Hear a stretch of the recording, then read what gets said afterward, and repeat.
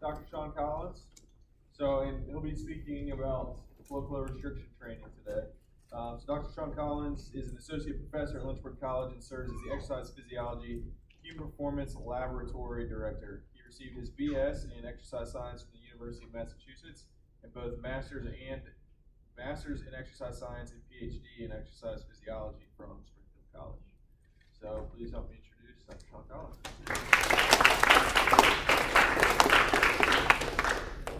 Much bigger crowd than the last time. Almost standing room only over there. How many of you heard of blood flow restriction? All right. So when I was about 8 years ago, when I was at teaching at a school in Southeast Missouri, called Southeast Missouri State in Cape Girardeau, I had never heard of blood flow restriction. And I happened to be an assistant advisor to a grad student who introduced me to this topic. He was doing his research on his master's thesis on blood flow restriction training. During the course of his master's thesis writing component, he published, I think, about a dozen articles on the topic that were outside of his master's, doing it on his own. And now he is probably one of the premier researchers in blood flow restriction, along with his two other, his doctoral advisors. That's Dr. Jeremy Leneke, who now is at Ole Miss. So he's the one who introduced me to this concept, and I've followed the literature ever since. It's a pretty fascinating concept. As a physiologist, specifically with an expertise in my interest area in neuromuscular physiology, it makes a lot of sense logically in terms of the physiology about why this stuff would work. The practical application is still needed to be explored, but they're looking at that. And that's really what we're looking at in terms of the therapy side of things, the rehab. That's where it's the next step. We haven't really got to where it needs to be, but I think that's where the future is going and utilizing this in therapy. Have you seen this being used before? How many people have seen this being used in therapy before? Or by individuals before? Don't point to me. Thank you. I have used this. I've been injured enough in the past few years that I have used this technique, and I'll talk a little bit about it. I kicked myself. I meant to bring over what I use in this, my apparatus, what I use in my own training that can actually be used to your own training. But if you are willing to use this, or you want to use this, I express that you do it to yourself. Understand what you're going to be going through or what you're going to be putting your patients through when you do these types of workouts, and understand what's going on. So I'm going to fire really quickly through the physiological muscular adaptation evidence that we have. I just can't pass that up on a physiologist. I have to talk about that stuff.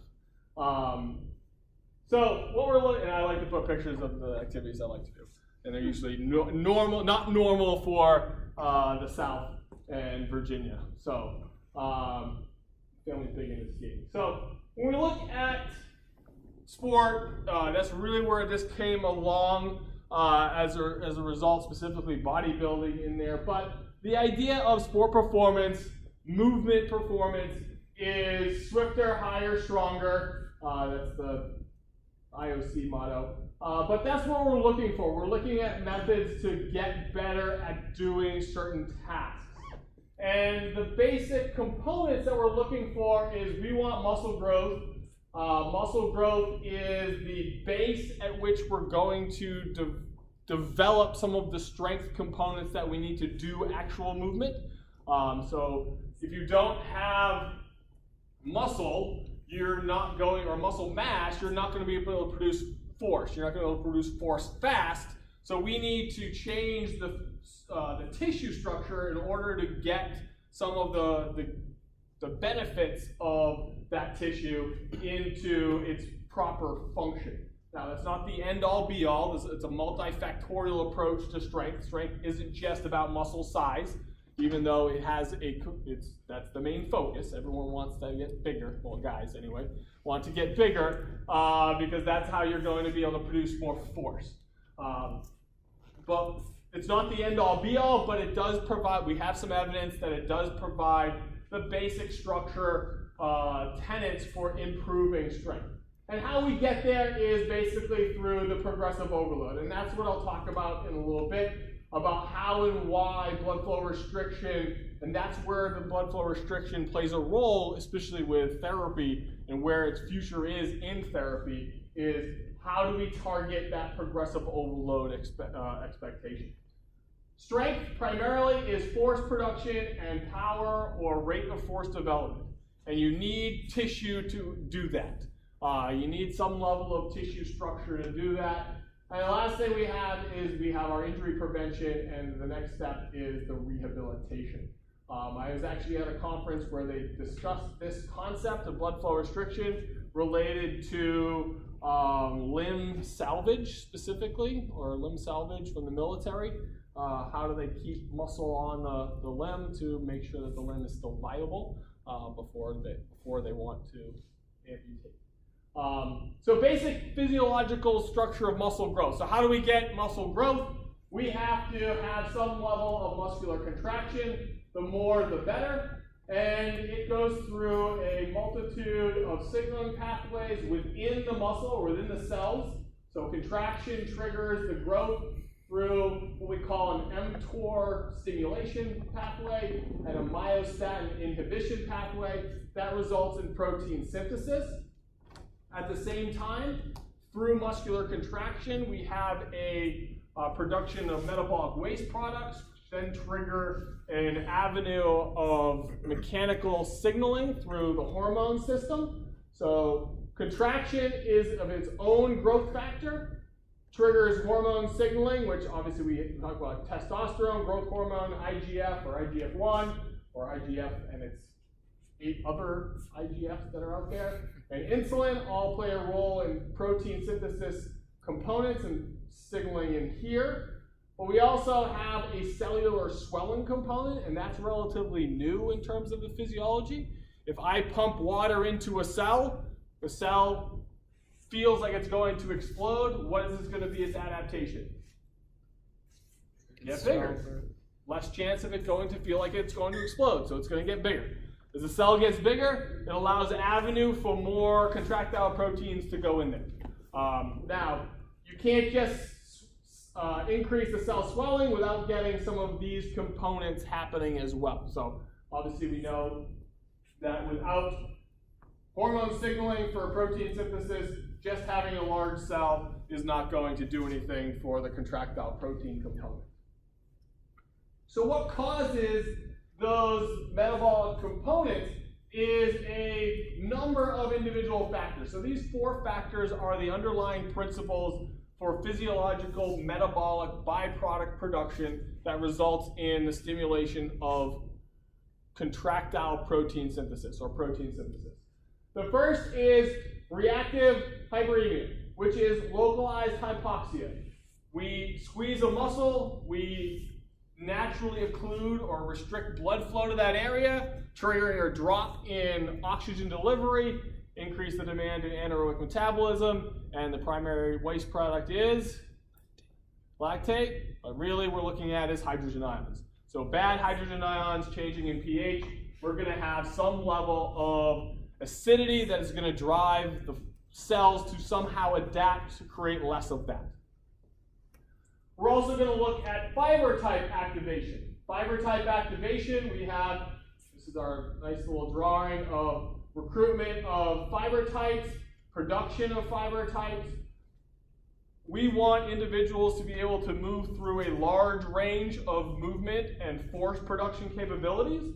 They should be able to move very minimally with low amounts of force, but they should be able to also move maximally with very large amounts of force. Should be able to get a very good representation for all athletes or individuals to do those tiny small movements with low force needs to those large movements and those large force needs. We have to get people to do all of those components. But in order to do that, we have to target different types of fiber types. What is the most likely targeted fiber type that we have? For adults, how would it go for adults? What What types of activities do most adults do?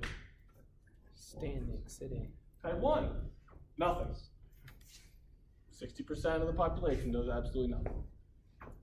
Type 1. All right, so then we look at some of the activities that we just had at the 10-miler. Type 1.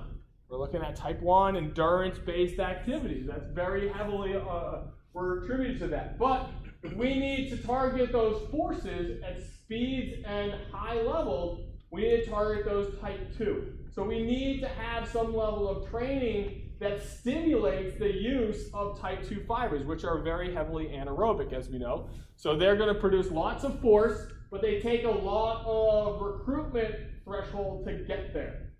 Now, through training, what do we see? If I train very heavily and I target these type 2 fibers, I can actually shift the recruitment down and to the left, meaning that I can increase and tap into my type 2 force-producing fibers a lot faster. We see this with very powerful athletes, baseball players, golfers, softball players, Olympic lifters. Those are going to be the ones that really get into those type 2 fibers relatively quickly. And it's through their training of constant force development. Then we have to target our energy systems, and then we have to talk about our fiber and recruitment. How many fibers are we recruiting? How fast are we recruiting those fibers? All of those are going to play a role in this training component. So what is our traditional hypertrophy technique? Why do we need hypertrophy? We talked about that, is we need that structure to develop our further or hierarchical components of strength and power. So here's our traditional components, and notice I have an asterisk, and I can't really read that on the bottom right now, but I'll tell you what it says. So traditional hypertrophy recommendations. Greater than 65% of our 1RM. Typically, we're looking at 67% and higher for our 1RM for a load of multiple sets, 8 to 15 reps. So usually we're looking at 3 to 6 sets, maybe 3 to 8 sets of 8 to 15 reps. That's where our 3 times 10 always comes in there. It's very easy. Let's just give 3 times 10. That's what we do. Very easy to remember. But what we're looking at is we have to have minimal rest within that. So we're looking at a minute 30 rest to about 30 seconds of rest to do this. In order to get the best out of this component, large muscle masses with multi-joint activities have to be stimulated. If I want to get my quads to be hypertrophy, I better be targeting them in a multi-joint fashion, not just single joint. Yes, some single joint stuff can work, but it's not going to be the best avenue for overall movement. I can get really good at leg extensions, but that doesn't help me lift something off the ground. But multi-joint movement specifically, what we're looking at is high metabolic load, what they're looking at there. We're stimulating a high metabolic load, triggering those hormones to trigger protein metabolism at that point. And we want to have large volumes of contractions per set. And this is where we relate to the asterisk. Current evidence, there is some evidence out there that we can see increases in strength without increases in hypertrophy. We know that, but they've actually accomplished this with very low load or no load exercises. I've got the paper in my office. I didn't put it on here in the reference page, but there's actually some research with no load exercise, and they're actually seeing increases in strength with no increase in muscle size. So muscle size is a goal, and it should be a primary goal for most of the movements we're doing, but it's not the end-all be-all. We can get increases in strength without having increases in hypertrophy. So the result of this type of training gives us our protein stimulus, satellite cell proliferation. We get the pump, which Arnold was really big into, which is really the concept of cellular swelling. That's really what he was talking about. What we know now through ultrasound is we're actually seeing the volume of fluid that's getting into the muscle through this. They actually can identify and measure how much fluid is getting in muscle. And that's what the pump is really happening, is we're forcing the cell to swell, which is going to increase its need to to make sure it doesn't explode. And then we have the big one, other one we have is neurological adaptation, which we'll leave that off to the side because that's not really what we're talking about. We're talking about structural adaptation. So what is the blood flow restriction theory? Well, the theory is that if we restrict blood flow, now this is where we kind of have to make sure we understand what we're talking about. We're not restricting arterial flow. We want to make sure the blood is still going into the limb. What we're doing is we're restricting venous return. So by putting a cuff on a limb, we are resisting venous return. So what we're doing is really just creating a backup of fluid through the system. And after a while, what happens is there's a reduction in oxygen being delivered as a result. So we have our venous return is being blocked. So we actually build up fluid and we have a reduction and we utilize that oxygen really quickly. And we create an environment that is more anaerobic than naturally be producing for that type of load or exercise that we're doing. So we restrict blood flow by putting a cuff or a tourniquet on the upper portion of the arm or the leg, and we do an exercise. It augments oxygen delivery, creating an anaerobic environment. We have an enhanced release of growth hormone. That's where most of the first research came looking at, is they have drastic increases in growth hormone, upwards of 10 times normal response, depending upon the exercise that they were looking at, which is through the roof in terms of growth hormone response. They don't believe that that's the end all be all and how this mechanism has happened, but they do know that there's a huge growth hormone response. And we also have what we call an autocrine activation, and this is an IGF release from the muscle itself. And it's mostly due to the volume of contractions that we see. So that's basically the understanding that we're looking at. And here's a good diagram of what we're looking at. Is we have a blood pressure cuff resulting in a reduction in travel of blood, reduction in oxygen delivery. We have an accumulation of a lot of negative metabolites, specifically hydrogen, and we have some other one, nitrous oxide. All of those metabolites trigger one through a sensory organ into the pituitary gland, which trigger that growth hormone release, but it also has a reduction in oxygen, stimulates mTOR, and another chemical called heat shock proteins, which result in an environment that is very positive to protein synthesis. So the protein synthesis is really what they're targeting in this type of environment. So here's what cell swelling would look like. We have very low volume blood flow restriction. Water increases into the cell. Our volume sensor stimulates mTOR, and we trigger protein synthesis, get the cell wall larger. With exercise, we increase the water consumption, we increase the rate at which that's going to happen. So that's what the underlying principles physiologically they're looking at into this step. So what are we looking at in terms of the benefits? Where are we seeing these benefits in terms of blood flow restriction? They have seen increases in hypertrophy through just walking on a treadmill.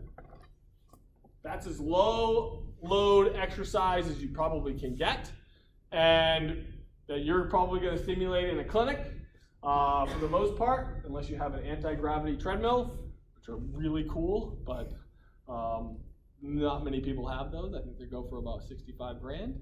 They're fun to, feels like you'll run on the moon. Really fun. But walking is the basic one you want to have. Resistance training, we have seen benefits of hypertrophy with as low as 20% of the 1RM. And that's where a lot of the therapy and rehab groups have really jumped on this topic.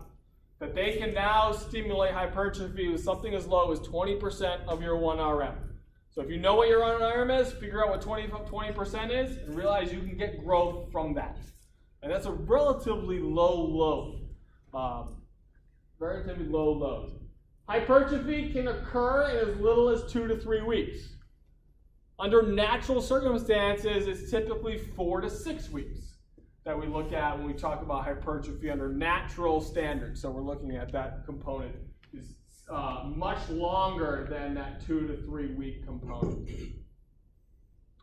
We actually have, primarily we focus on the localized limb, and this is where this is an interesting component where they think the growth hormone plays the biggest role in that we have actually seen proximal benefits. So what they did is they did this with the bench press, where they saw drastic increases in hypertrophy in the pec muscles after doing blood flow restriction bench press.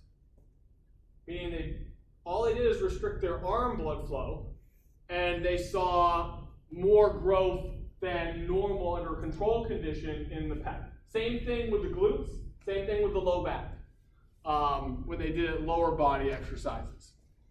So they think what's happening there is the level of growth hormone that's being released. There's some stimulation of receptors down there that would not normally be activated that are being activated because of the volume of growth hormone that's being released.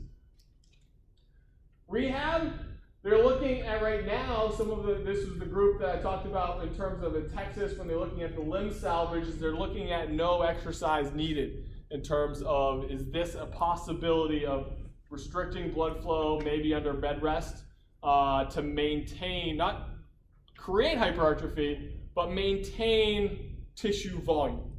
Limit atrophy, really. You're not growing any tissue, you're not going to be stimulating much hypertrophy, but what can we do to limit atrophy at that point? And then elderly, there's a possible risk associated with the elderly. However, the literature has not found any issues with, the big one is blood clots. Most people are concerned with blood clots. They have not found any evidence that blood clots have stimulated at a higher rate when blood flow restriction is used. There is some evidence, but there's not enough papers out there for that to be completely devoid of information. So what is the basic methodology? So the basic methodology we're looking at is we're looking at 3 to 5 sets. 3 to 5 sets. The recommended primarily is about 4 sets. That's usually the standard that they have used in the literature is 4 sets. Relatively or extremely high volume to about failure. And they're looking at reps of 30, 15, 15, 15. The other rep scheme I've seen is 25, 10, 10, 10. But the whole point is the larger the volume you can get, that's where the benefit comes in. Multiple large amounts of contractions. That's what they're looking for.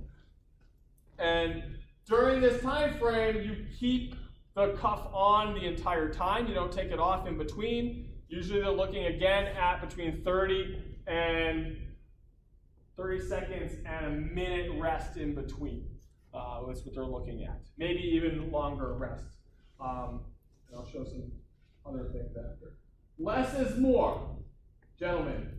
Let your ego out of the door, at the door. Leave your ego out of this. You want to do less. The last thing I have there, it's not going to feel good. It's not going to feel comfortable. So one thing we want to think about is that if you can't get through this scheme, there's 2 things that you have to adjust. Either the cuff is way too tight, or you're doing too much weight. Oftentimes it's you're doing too much weight, guys. But we also have the cuff concerns that we have. I'll talk about the individual cuff concerns in a second. And that has to do with our pressure.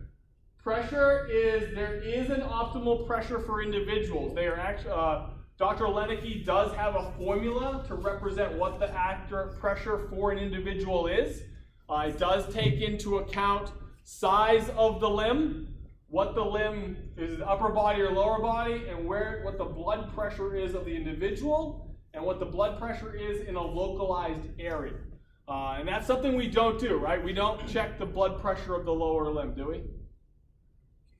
Can. We definitely can. How many of you have done that? Right? Well, and not many people do that. It's not a standardized practice.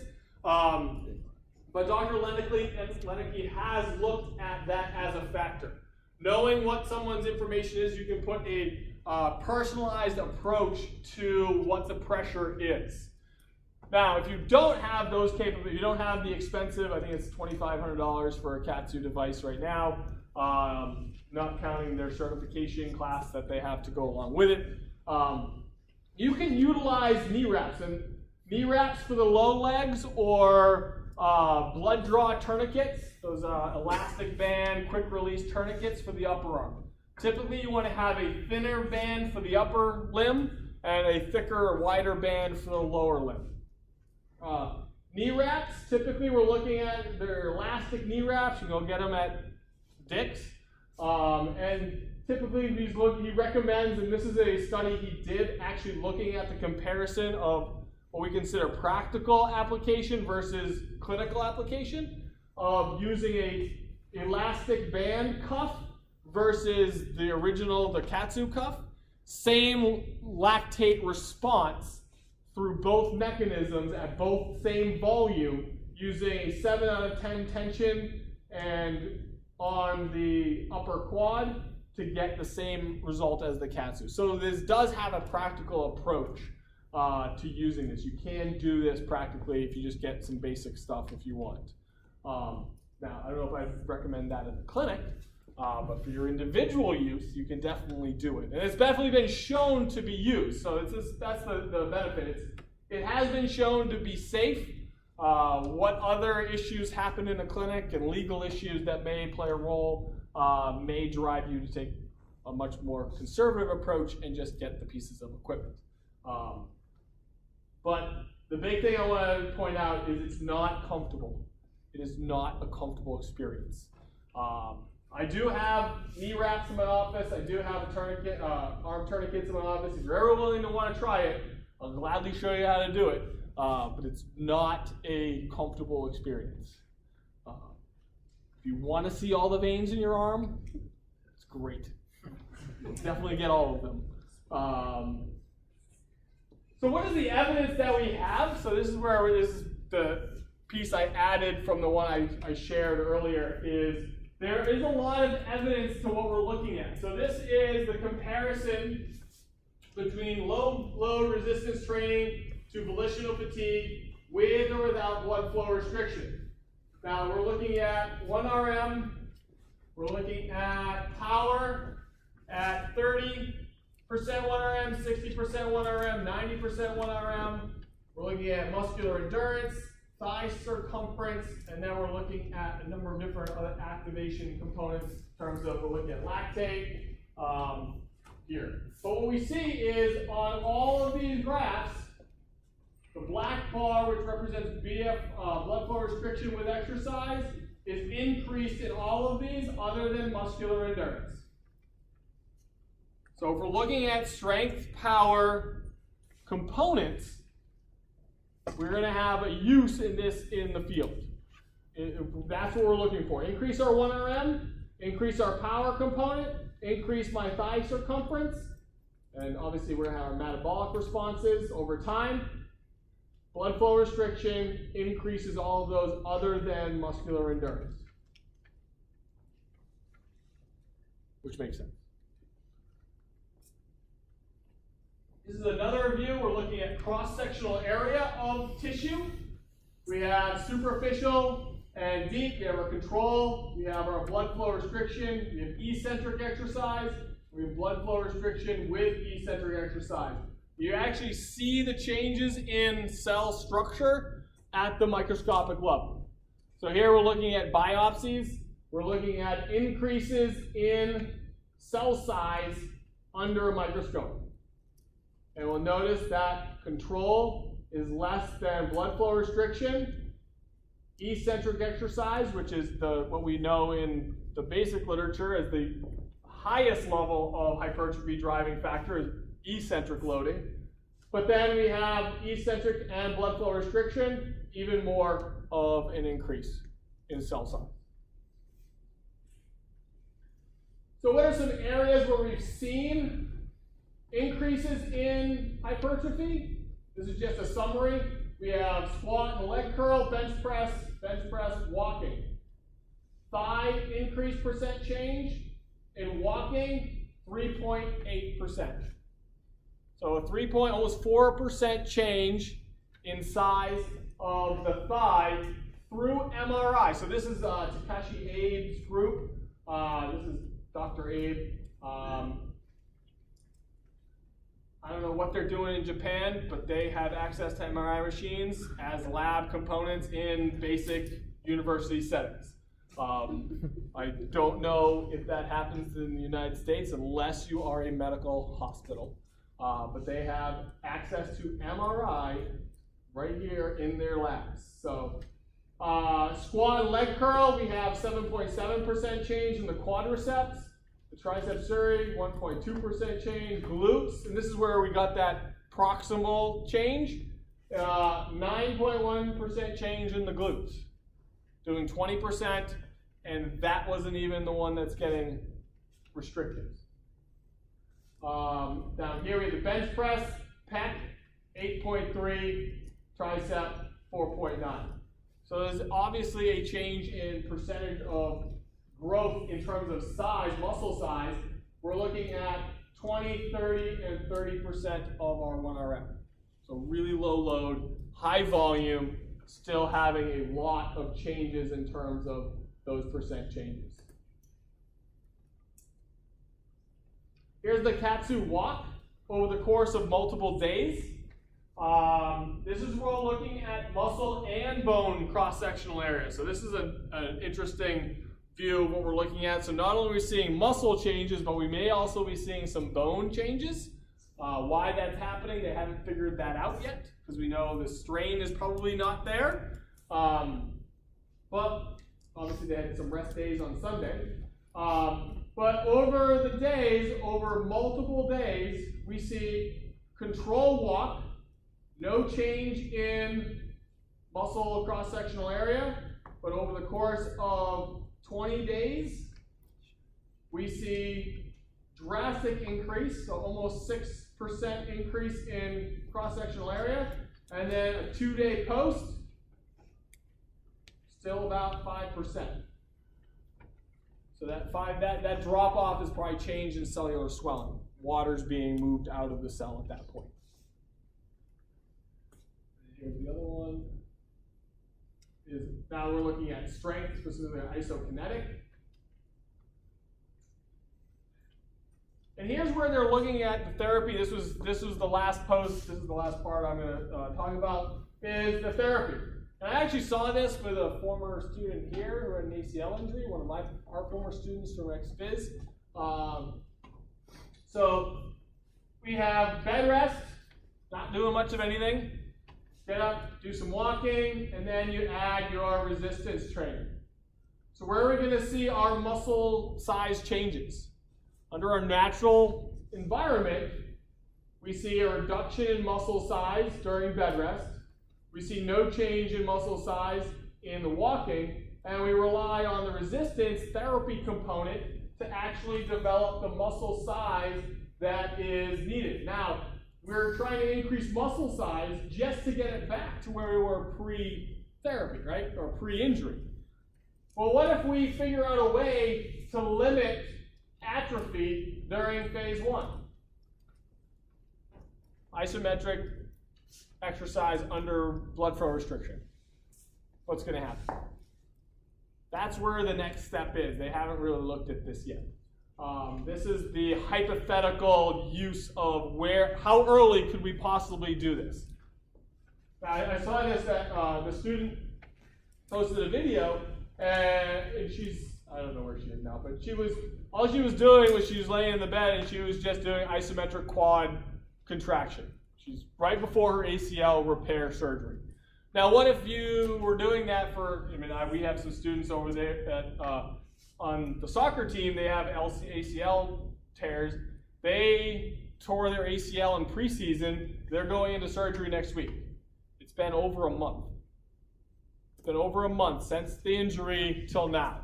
Can't do really any strength training. Why not do something like isometric blood flow restriction, see if that can maintain the quad from deteriorating because they can't do anything for over a month, 6 weeks.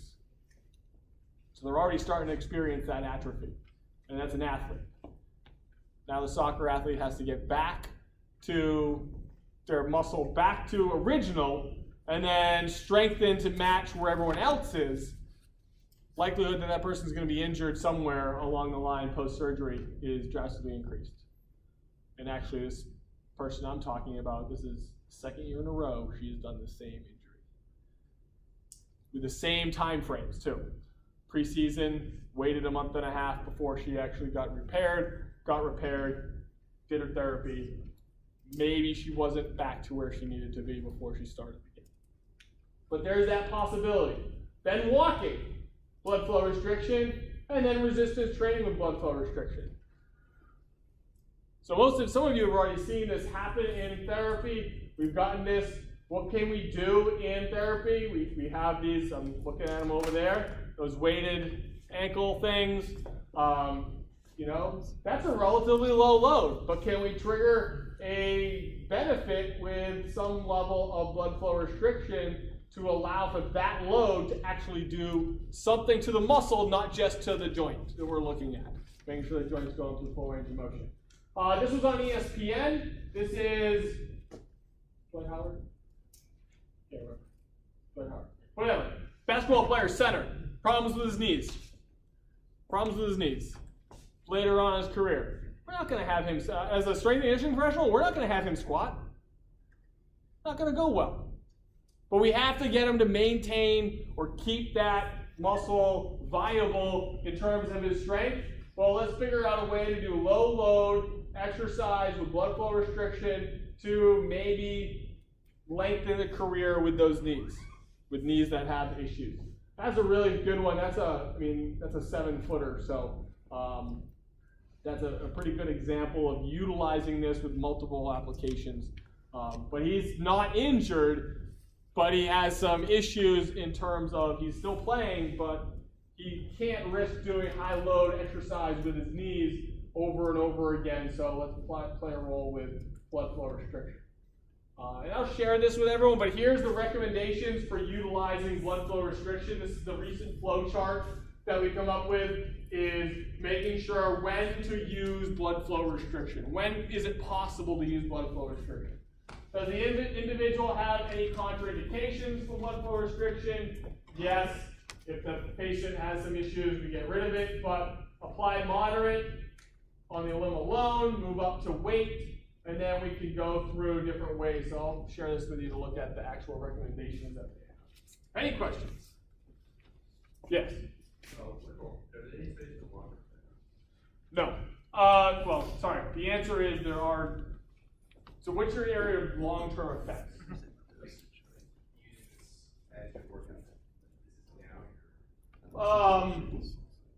This started in the bodybuilding field, and they're still doing it. Like it is very, very popular.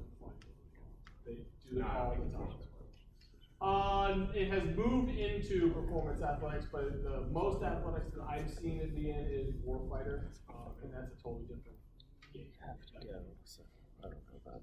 So, I mean, it's definitely doable.